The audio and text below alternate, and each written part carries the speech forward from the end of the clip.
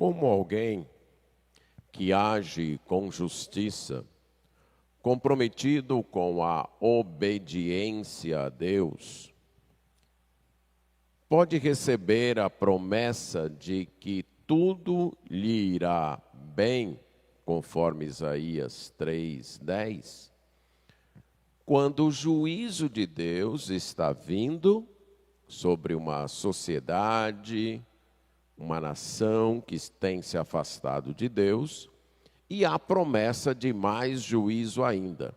Então, como é que este justo, esta pessoa que procura andar corretamente, pode encarar uma promessa desta? Quando nós tratamos, hoje pela manhã, do juízo de Deus narrado em Isaías 3:1 até 4:1, lá no verso 10, Deus disse: digam para os justos que bem lhes irá, porque comerão do fruto das suas ações. Agora, como pode o justo ter essa expectativa do bem, quando a sociedade na qual ele vive pratica o mal e recebe o mal? O texto que nós vamos abordar hoje à noite, que é continuação desse texto de Isaías, agora capítulo 4, versos 2 a 6, nos mostram como o justo, ou ainda quando e como o justo irá receber o bem prometido por ele ter permanecido fiel a Deus. Diz assim, capítulo 4, versos 2 a 6 do livro de Isaías. Naquele dia, o renovo do Senhor será de beleza e de glória, e o fruto da terra, orgulho e adorno para os de Israel que forem salvos. Será que os restantes de Sião e os que ficarem em Jerusalém serão chamados santos? Todos os que estão inscritos em Jerusalém para a vida? Quando o Senhor lavar a imundícia das filhas de Sião e limpar Jerusalém da culpa do sangue do meio dela, com o espírito de justiça e com o espírito purificador. Criará o Senhor sobre todo o monte de Sião e sobre todas as suas assembleias uma nuvem de dia e fumaça e resplendor de fogo chamejante de noite, porque sobre toda a glória se estenderá um dossel e um pavilhão, os quais serão por sombra contra o calor do dia e para refúgio e esconderijo contra a tempestade e a chuva. Vamos orar. Senhor nosso Deus, agradecemos por Tua palavra e suplicamos a Tua assistência para compreendermos, explaná-la, amá-la e obedecê-la. Isso nós pedimos em nome de Jesus. Amém. O justo há de herdar o bem prometido quando Deus restaurar a terra, restaurar o seu reino, restaurar o seu povo. O juízo que virá não será a palavra final, a ação final de Deus para o mundo que Ele criou. Depois do juízo virá a salvação. A beleza e a vida serão restauradas. Temos estudado o livro do profeta Isaías, com as profecias que ele mesmo coligiu e redigiu depois de tê-las pronunciado durante um ministério de mais de 50 anos, num período que foi entre 740 a 686 a.C. Ele organizou estas profecias seguindo um certo esquema. E na primeira parte, que é capítulos 1 a 6, ele faz uma coleção geral das profecias que anunciam o juízo de Deus, o pecado do povo, o juízo de Deus sobre o pecado, as promessas de restauração e o que é necessário para que esta restauração aconteça. Numa subseção desta parte, que é capítulo 2, a 3 e 4, nós temos ele encaixando entre duas promessas de restauração, duas profecias que falam de restauração, aquelas profecias de juízo que nós abordamos hoje pela manhã e há 15 dias atrás. E agora, então, encerrando essa subseção, ele volta a falar da restauração. Ele diz que haverá um tempo de restauração. Na sessão anterior, ele mostrou como Deus transformaria aquela beleza fútil que as filhas de Sião procuravam em feiura, o odor de perfume em cheiro de podridão, as cabeleiras ou os penteados bem feitos em calvície, as roupas finas em panos de saco, os cintos que adornavam em cordas que amarravam e levavam para o cativeiro. Mas será que esta cena vai predominar? Ele diz não. Haverá um dia, ele diz naquele dia, e a expressão naquele dia em Isaías vai se referir ou ao juízo, capítulo 4, verso 1, nós temos naquele dia, só que referindo-se ao juízo, ou à salvação, à restauração, a era messiânica da salvação. O contexto é quem vai nos dizer se aqueles dias, a gente sabe que é sempre o futuro, e o futuro tem juízo e, subsequentemente, salvação. Aqui, naquele dia, o contexto mostra, é um dia de restauração, é o dia da salvação messiânica. E aí Isaías nos fala do renovo do Senhor. O que é um renovo, aqui traduzido na minha versão como renovo? Isaías está tirando uma linguagem, um termo da botânica, do mundo das plantas. Renovo é um broto que nasce numa árvore depois dela ter sido cortada. Então você imagina uma árvore em que você cortou e deixou o tronco ainda plantado, e depois de algum tempo começam a nascer, começam a florescer ramos, começam a nascer brotos, a brotar então alguns rebentos naquele pedaço de árvore que ainda ficou plantado. Pronto, isto é um renovo. Foi usado na Bíblia no sentido literal para falar das árvores que voltavam a brotar, ou até das ervas, das gramas, que depois de um período de seca, então aí vinha uma chuva e elas voltavam a brotar. Então foi usado neste sentido. Mas depois passou a ser um termo técnico até, indicando um herdeiro legítimo, especialmente herdeiro de um rei. Então, renovo falava daquele filho que era o herdeiro legítimo do seu pai. E no Antigo Testamento, ele passou a ser aplicado ao herdeiro da dinastia davídica.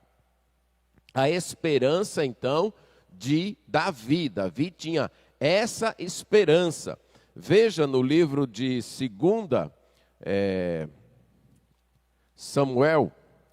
Samuel, capítulo 23, versos 5 a 7, as últimas palavras de Davi.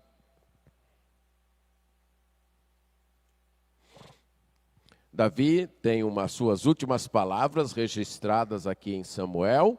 São palavras em forma de um cântico, palavras poéticas, que já que ele era o maravilhoso salmista de Israel, capítulo 23, no verso 1, fala que ele era o ungido de Deus, e ele no verso 2 diz que é o Espírito do Senhor que fala por intermédio dele. Esse ungido que era rei, e com o Espírito do Senhor falando através dele, isso indica que ele também era profeta, e ele também agiu como sacerdote. Ele liderou a transferência da arca de Deus para Jerusalém, vestido numa estola sacerdotal. E muito provavelmente ele entendeu isso não como se ele fosse um sacerdote da ordem arônica, conforme ele vai escrever no Salmo, mas um sacerdote da ordem de Melquisedeque, que também havia sido rei ali em Jerusalém, certo? 1000 anos antes dele, e também havia sido sacerdote. Então Deus deve ter revelado para Davi que, como um tipo messiânico, ele desempenharia as 3 funções. E aí, quando ele fala suas últimas palavras, compõe sua última poesia, nos versos 5 a 7, ele diz: não está assim com Deus a minha casa? Pois estabeleceu comigo uma aliança eterna, em tudo bem definida e segura. Não me fará ele prosperar toda a minha salvação e toda a minha esperança? Porém, os filhos de Belial serão todos lançados fora como espinhos, pois não podem ser tocados com as mãos. Mas qualquer para os tocar se armará de ferro e da haste de uma lança, e o fogo e a fogo serão totalmente queimados no seu lugar. Quando Davi fala aqui no verso 5, aliás, no verso 4, deveria ter lido também, é como a luz da manhã, quando sai o sol, como manhã sem nuvens, cujo esplendor depois da chuva faz brotar, nascer um renovo da terra a erva. E aí ele pergunta: não é assim com Deus a minha casa? Da mesma maneira que Deus faz brotar do chão, renovar as flores, as plantas, quando ele manda a chuva, do mesmo jeito ele vai fazer com a minha casa. E casa aqui deve ser entendido no sentido de família. Lembre-se que aqui mesmo no livro de 2 Samuel, capítulo 7, quando Davi chama o profeta Natã e diz: eu vou fazer uma casa para Deus, eu vou construir um templo para Deus. Aí Natã diz: tá bom, você pode fazer. E Natã vai para a casa dele, para a sua própria casa. Aí à noite Deus fala com Natã: você vai lá e vai dizer para Davi que ele não vai fazer casa para mim não. Sou eu que vou fazer uma casa para ele. E aqui a palavra casa, Davi estava utilizando a palavra casa no sentido de um lugar, um templo, e Deus responde usando a palavra casa no sentido de família, de uma dinastia. Deus diz: não é você que vai fazer uma casa para mim, sou eu que vou fazer uma casa para você. Vou estabelecer uma dinastia, uma aliança contigo, de modo que um herdeiro teu, um filho nascido de ti, um descendente teu, será o rei do meu reino. E é a isso que Davi se refere aqui. Da mesma maneira que Deus faz nascer renovos, nascer brotos, brotar a erva na terra depois da chuva, Ele vai fazer com a minha casa. Porque Ele estabeleceu uma aliança eterna comigo, em tudo bem definida, garantida, segura. E Ele então fará prosperar toda a minha salvação e toda a minha esperança.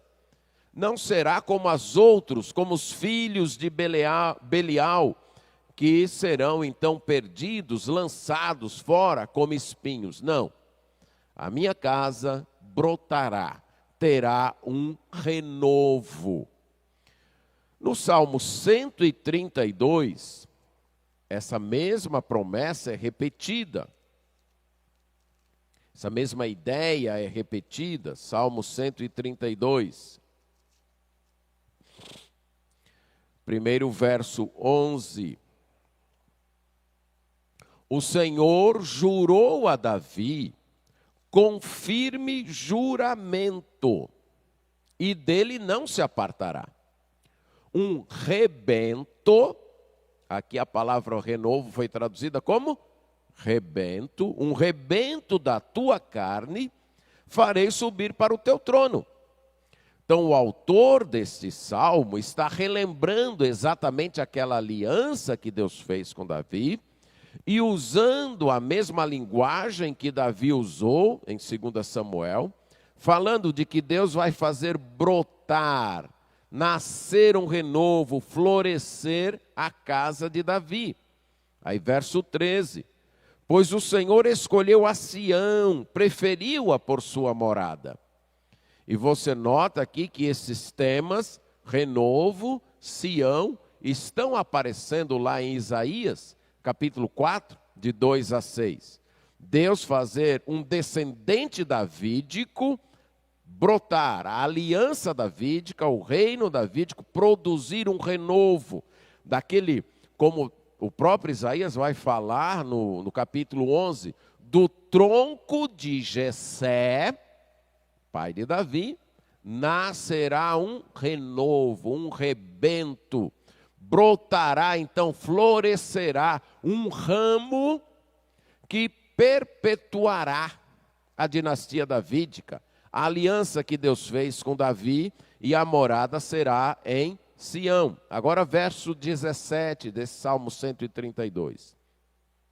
Ali farei brotar, renovarei, brotarei a força de Davi. Preparei uma lâmpada para o meu ungido. Então, a promessa de um rebento, então a ilustração da dinastia davídica, como uma árvore que Deus plantou e fez aliança com ela. Um dia, essa árvore seria cortada, os seus descendentes não mais teriam o trono, e isso aconteceu no exílio, mas a árvore não ficaria morta. Deus faria brotar um renovo, florescer um broto, um rebento que continuaria a dinastia davídica. Quando Isaías está escrevendo, então, estas ideias já estavam na mente das pessoas que acreditavam nas Escrituras, que acreditavam nas promessas de Deus. Os reis da época de Isaías, com exceção do rei Ezequias, foram reis rebeldes, não foram reis que honraram a Deus, não foram reis semelhantes a Davi, que confiaram em Deus, foram líderes que, como nós vimos no capítulo 3, levaram o povo para o erro, fizeram o povo errar. Mas Deus, no futuro, naquele dia, faria florescer um rebento, um renovo do Senhor, vindo do Senhor. No próprio livro de Isaías, há várias vezes essa ideia de renovo, como eu já citei, o capítulo 11, mas no capítulo 61 também, no verso 11, porque como a terra produz os seus renovos, e como o jardim faz brotar o que nele se semeia, assim o Senhor Deus fará brotar a justiça e o louvor perante todas as nações. Deus renovaria, faria brotar um rei na descendência davídica, e no reinado desse rei, Deus faria brotar a justiça, a paz, o louvor entre todas as nações. Um reino brotará neste mundo. Deus renovará esta criação marcada pelo pecado através de um rei da descendência davídica. Os profetas que vieram depois de Isaías foram ainda mais precisos ao falar desse renovo. Veja Jeremias, capítulo 23, verso 5. Eis que vem dias, diz o Senhor, em que levantarei a Davi um renovo, um rebento, um broto, justo, e rei que reinará, e agirá sabiamente e executará o juízo e a justiça na terra. Nessa época aqui que Jeremias fala, a dinastia davídica estava extremamente ameaçada. E dependendo do tempo dessa profecia de Jeremias, talvez até já estivesse no exílio babilônico e não houvesse mais lá em Jerusalém um rei descendente de Davi. Mas Deus diz, eis que vem dias, aí no futuro, em que eu vou fazer brotar na casa de Davi um renovo justo, e um renovo que será rei, um rei sábio, que vai executar juízo e justiça na terra, contrastando com os governantes da época de Isaías, que levavam o povo a errar, que exploravam o povo, que agiam com imaturidade e egoísmo, pensando só em si mesmos. Este rei, que nascerá da descendência davídica, restaurando a casa de Davi, será um rei sábio, que agirá com justiça. Veja o capítulo 33 de Jeremias ainda, o verso 15. Naqueles dias e naquele tempo, farei brotar a Davi um renovo de justiça. Ele executará juízo e justiça na terra. A promessa, então, de um renovo, essa linguagem de algo que aparentemente não tinha vida, tinha morrido, mas a árvore estava lá plantada ainda. E nasce um ramo que floresce, que se torna belo, bonito e que reina em toda a terra, vai sendo ampliada com mais detalhes. E num profeta posterior, até pós-exílico, profeta Zacarias, capítulo 3, verso 8. Houve, pois, Josué, sumo sacerdote. Josué era sumo sacerdote na época do profeta Zacarias, depois do exílio, na reconstrução do templo. Tu e os teus companheiros que se assentam diante de ti, porque são homens de presságio. Essa palavra presságio quer dizer homens que pré-anunciam, que pressagiam, homens que são tipos, são sinais que falam de algo além deles, de algo futuro. Eles são tipos, sombras, que apresentam uma realidade além. Eu gosto de usar a ilustração de fotografia. Você pega a fotografia de alguém, de uma pessoa, ela mostra uma realidade, a realidade da pessoa. A fotografia é a fotografia da pessoa, mas a pessoa não é a fotografia. A pessoa é mais do que a fotografia. A pessoa fala, a pessoa anda, a pessoa cresce, a pessoa se desenvolve, a fotografia não, ela ficou parada. Então a fotografia aponta para uma realidade que vai além dela. Essa é a ideia da palavra homens de presságio. Eram como que fotografias de uma realidade futura. E aí Deus diz, eis que eu farei vir no meu servo o renovo. Aqui já é um nome, o renovo, é o meu servo, certo? Eu vou trazê-lo. E você, Josué, e os que estão com você, pré-anunciam, pressagiam, sinalizam a vinda desse renovo. Através de vocês eu estou mostrando que eu não acabei com as minhas promessas para a casa de Davi. Eu ainda mantenho. E aqui em Zacarias capítulo 6, verso 12. Assim diz o Senhor dos Exércitos, eis aqui o homem cujo nome é renovo. Ele brotará do seu lugar e edificará o templo do Senhor. Note, em Jeremias, fala do renovo como um rei. Em Zacarias 3:8, o renovo é o servo do Senhor. E em Zacarias 3:12, o renovo é aquele que edificará, que cuidará do templo do Senhor. As profecias, conforme o cumprimento vai chegando, elas vão ampliando os detalhes. Esse renovo seria alguém descendente de Davi, seria rei que agiria com justiça, mas seria o servo do Senhor que cumpriria as promessas do servo do Senhor.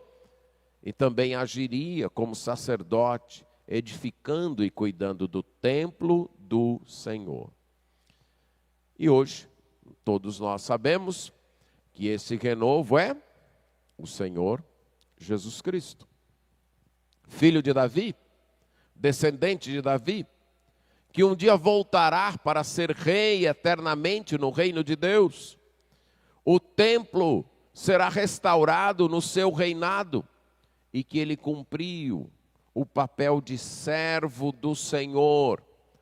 Como diz Isaías 53, pagando por nossos pecados. Este é o renovo. Então, quando voltando a Isaías 4:2, naquele dia, o renovo do Senhor, o Messias, o rei da descendência davídica, o servo do Senhor, aquele que reinará em nome do Senhor aqui na terra, será de beleza e glória. A beleza será restaurada no mundo. A glória será restaurada no mundo. O pecado não mais manchará, enfeiará a beleza da criação divina.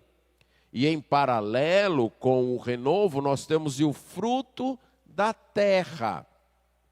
Aquele que nascer da terra. E aqui nós temos uma indicação, e alguns comentaristas até entendem, que Isaías está nos dizendo o seguinte: o renovo é do Senhor, mas também é da terra. E essas duas coisas se cumprem na pessoa do Senhor Jesus Cristo. Ele é o Filho do Altíssimo, mas que veio e nasceu aqui na terra. Escolhida foi a Virgem Maria para o Espírito Santo conceber através dela o Senhor Jesus Cristo. O fruto da terra será de orgulho e adorno, novamente algo exaltado e de embelezamento. Aquele fruto prometido no capítulo 3, verso 10, comerão fruto das suas mãos os justos, o tempo do desfrute completo será no reinado messiânico. Então, quando é que aquelas pessoas que são leais a Deus, que mesmo numa sociedade corrompida, se mantêm com lealdade a Deus, nessa sociedade corrompida elas acabam sofrendo a corrupção dos pecados das outras pessoas, sofrendo o juízo de Deus que vem muitas vezes sobre todos. Então, quando é que elas vão comer do fruto das suas ações? Quando Deus renovar a terra. Quando o renovo chegar. Quando Ele restaurar todas as coisas e a terra voltar a ser bela e cheia de vida. Deus há de restaurar a terra através do Messias, através do renovo da descendência davídica, que será rei justo, será o servo do Senhor e será aquele que irá liderar a adoração ao Senhor. O segundo aspecto desta restauração é que será uma restauração para um grupo específico. Não é para todo mundo. Isso já havia sido dito ali no capítulo 3, versos 9, 10 e 11. Ai dos maus, porque eles fazem mal a si mesmos. Dizei aos justos que tudo lhes irá bem, eles comerão do fruto. Ai do perverso, mal lhe irá, porque a sua paga será o que as suas próprias mãos fizeram. Então, esta restauração será para um determinado grupo, o grupo fiel a Deus. Diz que o renovo será de beleza e de glória, e o fruto da terra, orgulho e adorno, para quem? Para os que forem salvos de Israel, para os salvos, para aqueles que forem salvos. E aí esse grupo de salvos é mais detalhado aqui. Será que os restantes de Sião, o remanescente, acompanhando o livro de Isaías, você irá ver que esse é outro tema repetido no livro. Tem o renovo da casa de Davi, mas tem o remanescente do povo de Israel. Agora não será mais todo o povo de Israel, daquela época, que desfrutará as bênçãos. As esperanças são colocadas num remanescente fiel, num restante. A palavra remanescente foi usada, por exemplo, para Noé e sua família no dilúvio. Então a ideia de remanescente, nesse contexto, é de pessoas que, quando chegar o juízo, vai levar a todos, menos elas. Eles são o remanescente, os salvos, os que são salvos. Aqueles que, como é dito aqui também, os que ficarem, os que foram deixados em Jerusalém. Esse remanescente fiel, que perseverou em sua justiça, em seguir a Deus com justiça, no meio da sociedade pecaminosa, serão chamados santos, separados e dedicados a Deus, consagrados a Deus. Então são os salvos, o remanescente, os santos, aqueles que Deus separou para Ele, e esta separação se comprovou na vida destas pessoas. A palavra santo, outra palavra de forte significado no livro de Isaías. Se você já leu o livro de Isaías, você percebe isso. Ela carrega dois usos. Santo é algo que é separado para ser de Deus. Esse é o primeiro uso, posicional, da separação. Mas tem um uso consequente. Já que foi separado para ser de Deus, deve refletir na sua vida essa separação. É o sentido ético. Então, os sacerdotes eram santos, isto é, separados para servirem a Deus. E porque eles tinham sido separados para servirem a Deus, eles tinham que ter um comportamento diferente. Um comportamento que mostrasse isso, que evidenciasse isso. Esses dois usos da palavra percorrem as Escrituras. No Novo Testamento, o povo de Deus é chamado de santo, povo separado para Deus, para ser de Deus, povo que pertence a Deus. Mas esse povo recebe a ordem de ser santo. Como é? Nós somos santos ou nós temos que ser santos? As duas coisas. Somos santos, o povo de Deus foi separado para ser de Deus.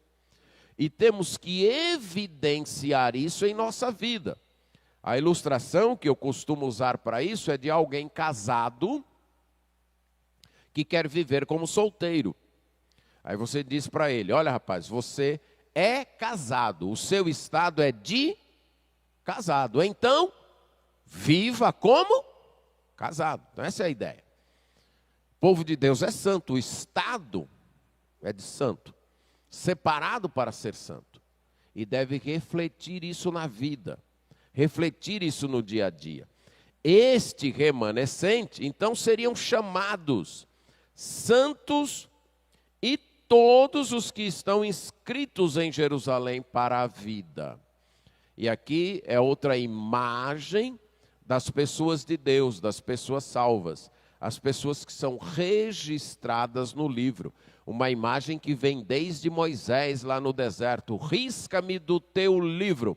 E Deus diz: eu não vou riscar você do meu livro. Então a ideia aqui é como alguém, por exemplo, você que nasceu na cidade de Juazeiro. Hoje nós temos os cartórios que registram, fazem o seu registro. Mas no passado esses registros eram em livros. Então você era registrado como cidadão de Juazeiro. Cidadão, então, porque nasceu em Juazeiro. O seu nome está no livro de registros de Juazeiro. Então isso acontecia já no passado. E transferiu-se então esta imagem para o povo de Deus. Os cidadãos dos céus são aqueles que têm os seus nomes no livro da vida. Em Daniel, no Antigo Testamento mesmo, Daniel capítulo 12, verso 1.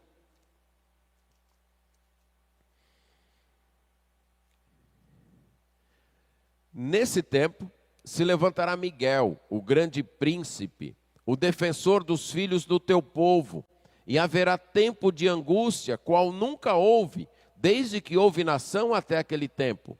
Mas naquele tempo será salvo o teu povo, todo aquele que for achado inscrito no livro. Então essa é outra maneira de falar dos salvos. São pessoas que nasceram de novo, que nasceram no reino de Deus, que pertencem ao reino de Deus. E por terem nascido no reino de Deus, o seu nome foi registrado lá. Agora, como esse registro foi feito pela soberania divina, o livro de Apocalipse vai falar que é um registro feito desde antes da criação. Mas, voltando a Isaías, essa restauração não será uma restauração para todo tipo de pessoa. Será uma restauração para os salvos, para o remanescente fiel, para aqueles que serão chamados santos, para os inscritos no livro da vida. Será uma restauração para os purificados. No reino de Deus, as pessoas não entram de qualquer jeito e nem pode, porque é dito, o verso 4, quando o Senhor lavar a imundícia das filhas de Sião. A palavra lavar aqui é a ideia da purificação ritual, que lá o livro de Levítico falou muito, né, das pessoas quando elas ficavam impuras. Para poder adorar a Deus, elas teriam que passar por um ritual de purificação, por certas lavagens cerimoniais.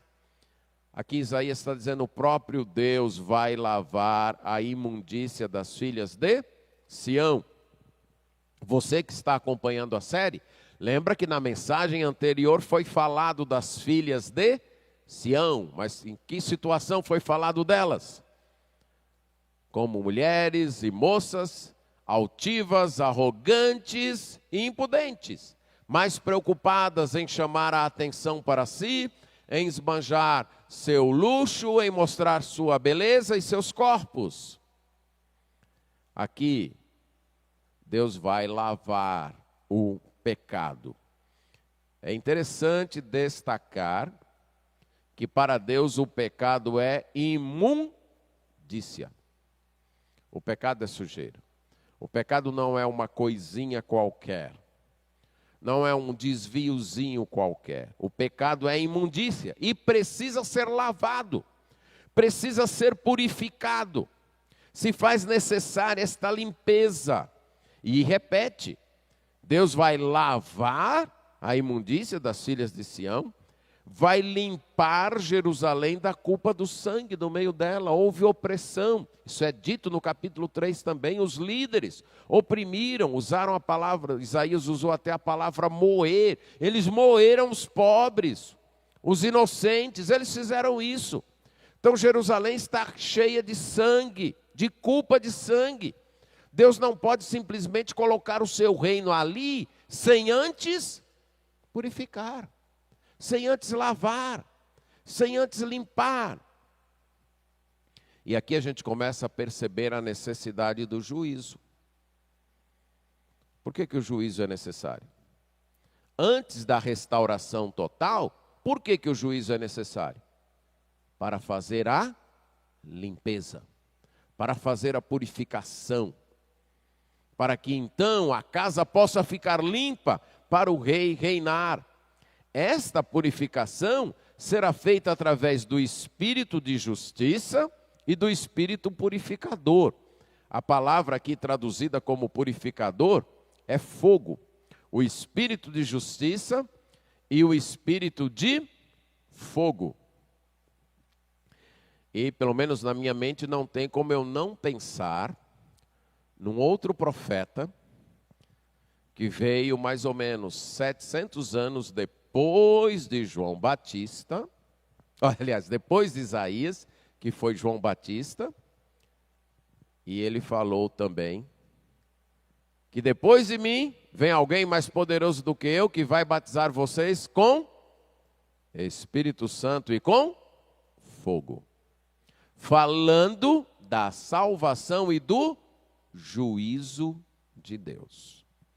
Deus vai restaurar, mas antes de restaurar, tem que vir a justiça e o juízo que purifica, o fogo purificador, a ação do Espírito Santo. Deus há de restaurar o seu reino nesse mundo. Deus há de restaurar a terra.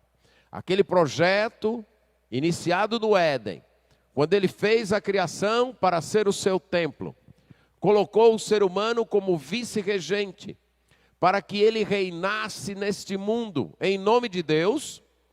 Aquele projeto será restaurado, através do renovo, do descendente davídico, do Messias prometido. Não será uma restauração para todos, mas para aqueles que permanecem, um remanescente fiel, que são salvos, que têm os seus nomes escritos no livro da vida, que manifestam sua santidade através de suas vidas e que passam por uma purificação, que são purificados pelo Espírito Santo. Mas o terceiro destaque aqui, o terceiro aspecto, é que esta restauração trará segurança. O Senhor então vai criar sobre todo o Monte Sião, sobre todo lugar do Monte Sião, sobre todas as reuniões, as assembleias, as reuniões do povo, uma nuvem de dia e fumaça esplendorosa, como chama de fogo durante a noite. E aqui, quando você tem essas duas imagens, nuvem de dia e uma fumaça de fogo esplendoroso à noite, você lembra de quê? Do povo no deserto. Quando eles saíram do Egito, e Deus providenciou exatamente esses dois elementos como proteção e direção. Tanto a nuvem como a coluna de fogo protegia e dirigia. Lá em Êxodo 13, 21, Levítico 16, 2. Esses dois elementos sinalizavam a presença de Deus. Eram sinais de que Deus estava presente.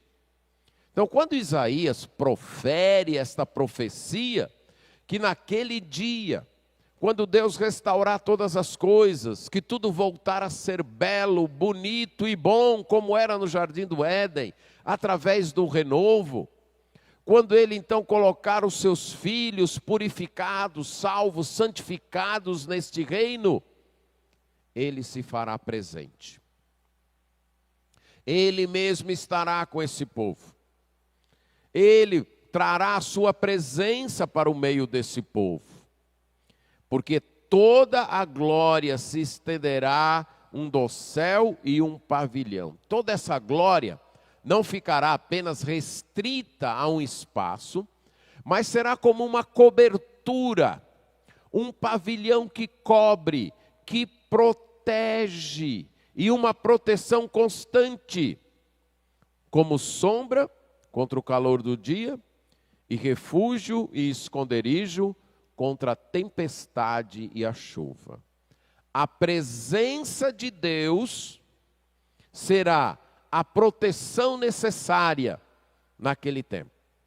A própria presença de Deus, que foi simbolizada no Êxodo como uma coluna de nuvem e uma coluna de fogo, estará no reino de Deus, com o povo de Deus, protegendo contra o calor do dia, contra a fadiga do dia, contra as ameaças da tempestade e da chuva à noite. Hoje, nós enfrentamos ainda o calor do dia, a tempestade e a chuva, isto é, as ameaças da vida, os desconfortos da vida. Hoje, se vem uma tempestade, ela alcança todos, ímpios e devotos a Deus, maus e bons, justos e injustos. Hoje, quando uma ação judicial de Deus vem sobre uma sociedade, como nós vimos pela manhã, como a desagregação, o desrespeito, a desordem, a desarmonia, todos sofrem, os justos e os injustos, os bons e os maus. Mas um dia, Deus fará uma purificação. Deus eliminará a maldade do mundo. Deus vai colher o joio, como Jesus disse na parábola do joio e do trigo. Atualmente, o joio cresce junto com o trigo. E não tem como tirar, porque não é hora de tirar. E toda vez que alguém se fez povo de Deus e assumiu a responsabilidade de eliminar os ímpios deste mundo, cometeu injustiças, porque não é a hora. A colheita ainda virá. Então, no final dos tempos, como Jesus disse, os enviados de Deus chegarão, farão a colheita, arrancarão o joio que será queimado no fogo eterno. João Batista também anunciou isso. O machado está à raiz de toda árvore. A árvore que não produz bom fruto será o quê? Cortada e lançada no fogo. Ele já tem na sua mão a pá. E ele então vai separar o trigo, o cereal da palha. O cereal será recolhido no celeiro, mas a palha queimada com fogo inextinguível. Na parábola do joio que eu citei há pouco, o joio será arrancado e queimado, mas os filhos herdarão com Deus. E o livro de Apocalipse conta a história final. No juízo do trono branco, todos vão ressuscitar e estarão diante do juiz. E cada um será julgado segundo as suas obras. E se alguém não foi achado escrito no livro da vida, será lançado no lago de fogo ardente. E aí o Apocalipse fala do reino eterno de Deus. Que naquele reino não entrará nenhuma maldade, não haverá mais morte, nem pranto, nem dor. Tudo foi purificado. E Deus mesmo iluminará a cidade.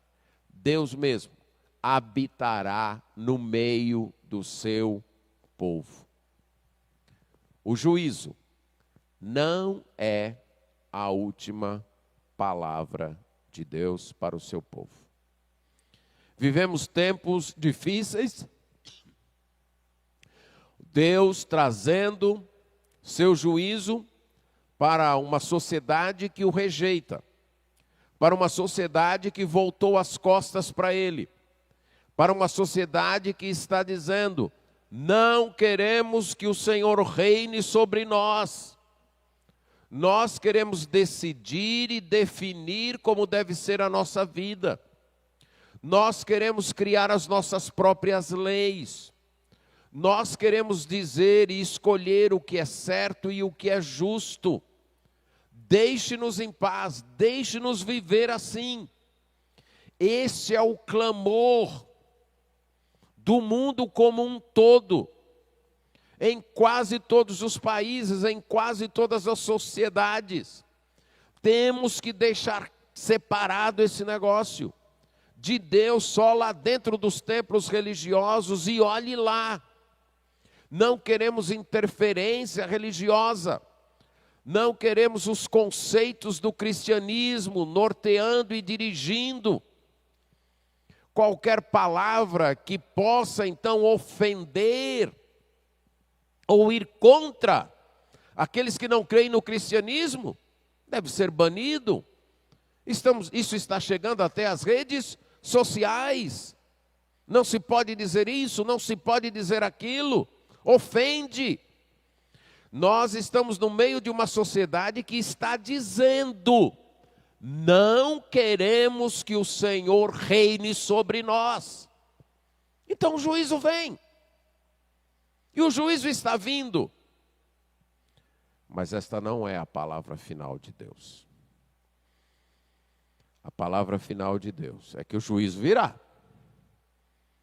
Banirá os ímpios, já que vocês não querem que eu reine sobre vocês, vocês vão ficar longe do meu reino. Mas o meu reino vai vencer. Mas o meu reino vai se instalar. Mas o meu reino será restaurado neste mundo. O meu renovo, que eu já enviei, que agiu como servo sofredor, que morreu na cruz pagando pelos pecados dos meus. Este renovo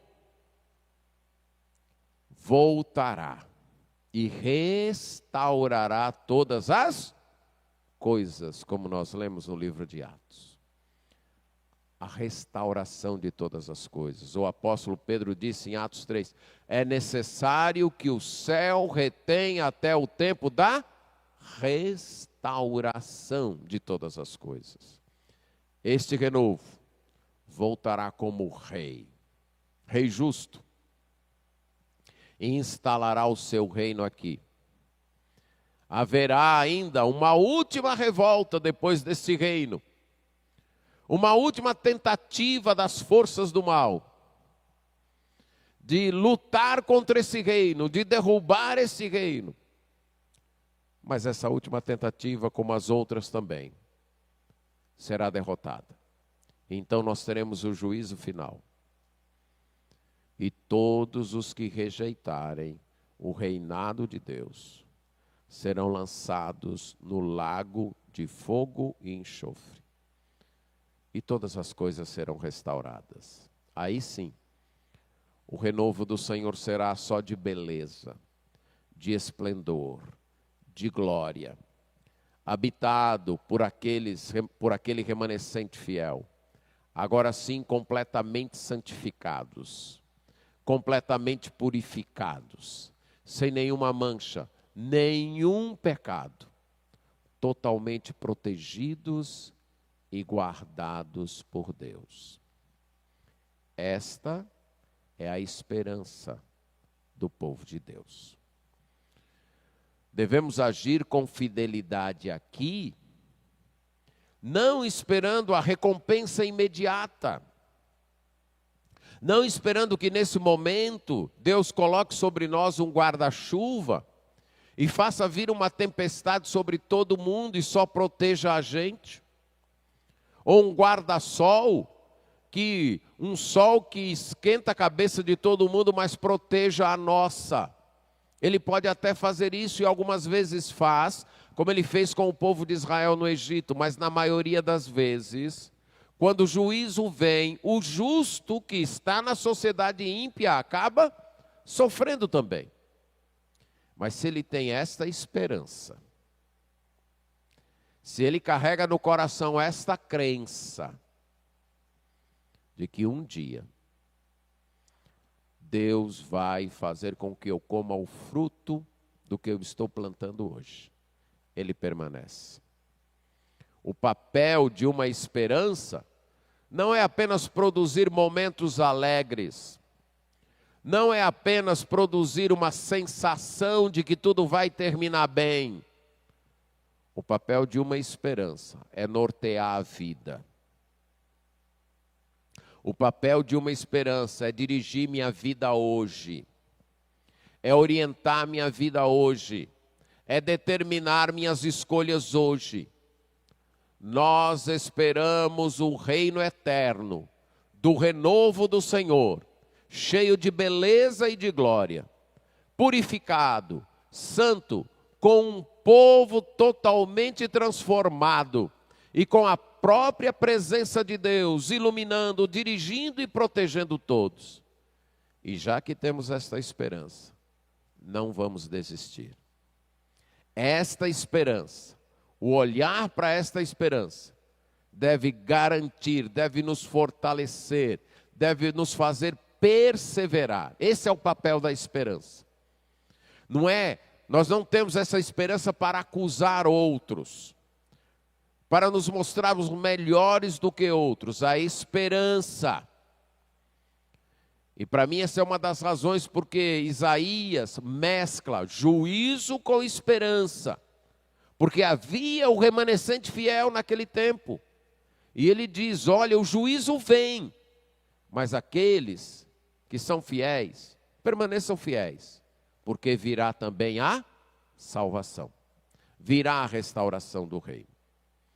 Numa sociedade que diz claramente para Deus, não queremos que o Senhor reine sobre nós, o povo de Deus diz, venha o teu reino. Queremos sim que o Senhor reine sobre nós. E como sinal disso, já agora, nos curvamos como súditos teus às tuas ordens, para obedecer a tua palavra, pois pertencemos a ti. E esperamos o dia, quando o Senhor voltar, para restaurar plenamente o teu reino. Para os que seguem a Deus, o juízo não será a palavra final. E sim, o reino de Deus plenamente restaurado.